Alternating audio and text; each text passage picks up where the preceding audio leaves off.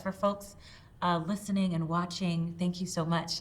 You're tuning into Reimagine Public Safety. We're having a conversation with the mayoral candidate. We're going to get on to question number two, if that's okay. We're going to stay in 2020, but you kind of gave me a great segue into Portland Street Response, so thank you for that. In 2020, Portlanders voted overwhelmingly to institute the Portland Street Response, which is an alternative to emergency response call for vulnerable Portlanders experiencing crisis. Despite the popularity of the Portland Street Response and the expectation that it would evolve to a 24-hour, 7 days a week service, like mentioned before, the budget has been under attack for 2 years, resulting in a slashed budget and really slowing the implementation and goals of this program. My question to you is, where do you see the Portland Street Response within the context of public safety? You shared a little bit more, but can you dive a little bit deeper of what your vision is for how these two work together, public safety and street response? Yeah, so in regards to Portland Street Response, I don't foresee them I don't see them in the future being a program only. It's gonna be some sort of department in a bureau to make it permanent. And this inspiration is from Mayor Ras Baraka in Newark, New Jersey, where he established Newark Community Street Team. And he expressed the purpose as to why he did it that way was so he, instead of having a program that could be funded and then not funded, he wanted to make it permanent. So upon him leaving the office, I think he's wanting to run for governor. Upon him leaving the office, that mechanism and that growth and development that he put in there stays, doesn't get reallocated and moved around. It becomes more subplanted and integrated into the city government, which is what Portland Street Response needs to do and be. Secondly, when I think about communities being resilient, right?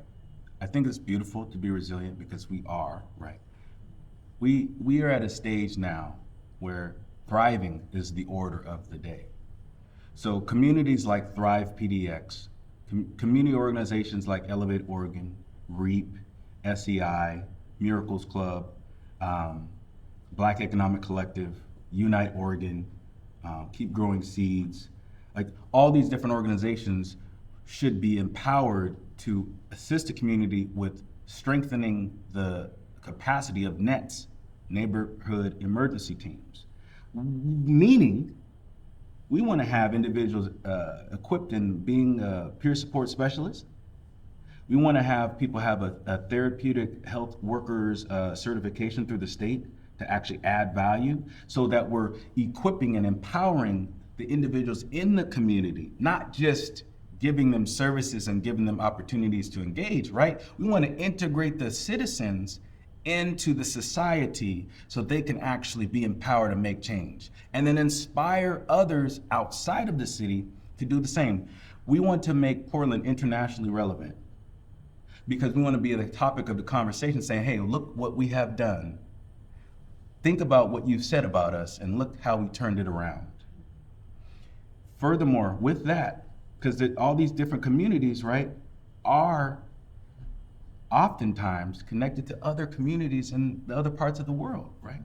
So I thought of integrating Sister City, right, in Nigeria particularly, so that way that culture and the arts can mesh, and the things that they're doing and the things that we're doing, we can kind of, share and swap and exchange those innovative ideas to just make things even more better, sustainable, and scalable, right? Because there's things that people are doing in other parts of the country that it's embarrassing.